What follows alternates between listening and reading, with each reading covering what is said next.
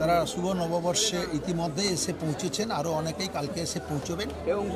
তারা শুভ নববর্ষ 24 সাল কাটিয়ে 25 সালে দীঘা পর্যটন কেন্দ্রে তারা আনন্দ উপভোগ করুক, শান্তিপূর্ণভাবে দীঘা নববর্ষটা কাটাক এবং আগামী দিনেও ভালো করে যাতে দীঘাতে তারা আসতে পারে, আরও বেশি দিন থাকতে পারে, এটাই আমাদের মূল।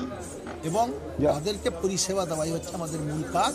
তারা প্রশাসনিক দিক থেকে আবাসন যারা করেছেন, হোটেল যারা করেছেন তাদের পক্ষ থেকে এবং জনপ্রতিনিধিদের পক্ষ থেকে তারা নিশ্চিতভাবে সুনির্দিষ্ট তারা পরিষেবা পাবে।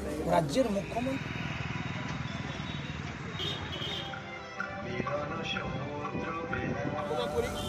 বাংলা একটা শান্তিপ্রিয় রাজ্য, সেই রাজ্যের মানুষ আজকে বাংলার মুখ্যমন্ত্রী শ্রীমতী মমতা বন্দ্যোপাধ্যায় চান বাংলা আমার ধর্ম নিরপেক্ষ রাষ্ট্রের মধ্যে আমার বাংলায় শান্তি আছে, কৃষ্টি আছে, সৃষ্টি আছে, আজকে সেই জায়গায় সংস্কৃতি আছে। আমরা হিন্দু, মুসলমান, জৈন, খ্রিস্টান ধর্ম যে যা, কিন্তু উৎসব সবার। সেই মাথায় নিয়ে আগামী 25 সাল সবাই মিলেমিশে থেকে আনন্দ ফুর্তির মধ্য দিয়ে যাতে আমরা বাংলাকে আরও এগিয়ে নিতে পারি, তার জন্য আমি সবার কাছে কামনা করি।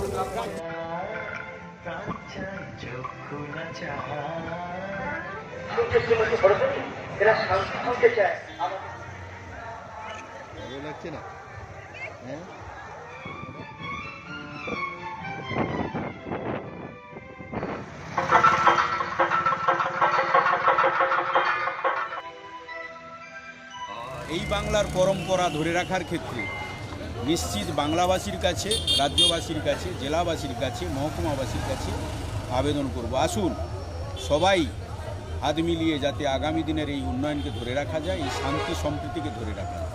মানবতার খুব